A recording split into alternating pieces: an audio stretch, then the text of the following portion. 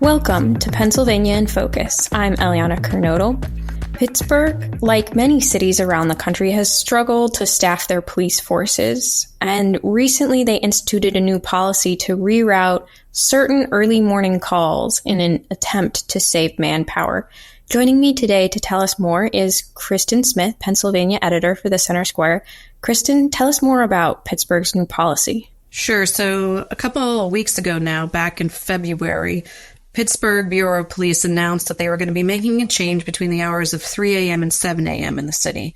That means that certain calls that are not actively in progress, criminal mischief, theft, harassment, things of that nature, they're going to be collected, for lack of a better word, for an officer to follow up with beginning at 7 a.m. The reason for this, as you had mentioned in the beginning here, is that there is a manpower issue. While the city has over 740 police officers, they are still struggling to keep people on the force, to retain people, to recruit new people. And so until then, they're trying to fix the work-life balance of their officers by altering shifts and reallocating their officers to put more on the busiest shift, which has been described to me as the evening shift, and less on the slowest shift, which is the overnight. So this is something that obviously caused a lot of controversy and got a lot of mixed response, given the fact that the idea of, having calls basically go unanswered in the middle of the night seems very alarming to residents and to other involved organizations themselves. But you mentioned that it's only the ones that are not kind of in progress that won't be answered. There will still be someone to answer calls of more of an emergency nature, right? Absolutely. Kara Cruz, the public information officer for the Department of Public Safety, did tell the Center Square that, first of all, the policy only means that there will be 12 fewer officers on duty throughout the city.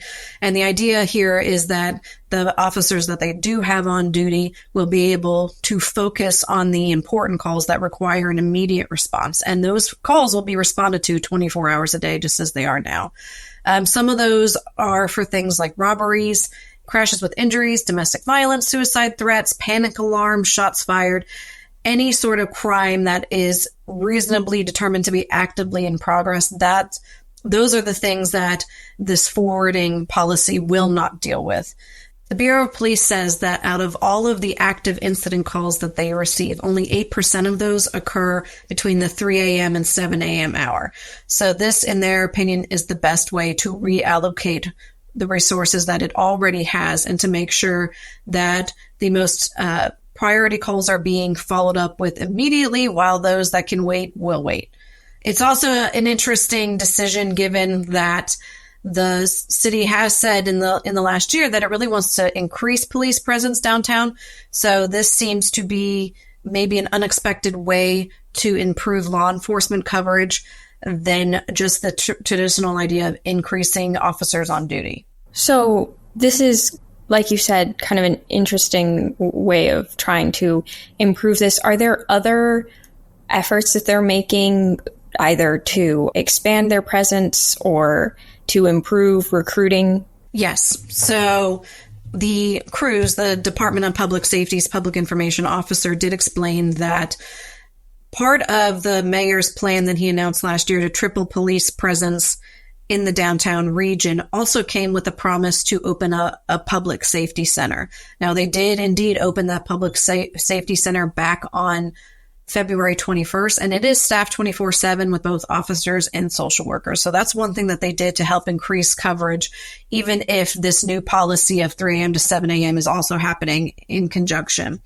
There's also a big focus that the department is making on recruitment and retention in a way that perhaps may not be intuitive. So the crew said that the department is building a team of officers who will work as adjunct recruiters, and their role will be to guide applicants all the way through the entire process of becoming a police officer. There's a lot of tests that have to be prepared for: written exams, reading tests, physical fitness exams, background checks, medical evaluations.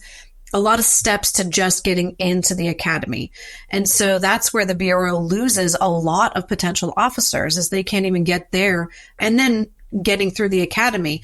So this is where they really want to focus a lot of their efforts, is not just improving the work-life balance for the officers already on the force, but really working hard to boost recruitment and to keep those numbers on board once they've come and said, yes, we want to come and join the police force. Well, thank you for your insights today, Kristen.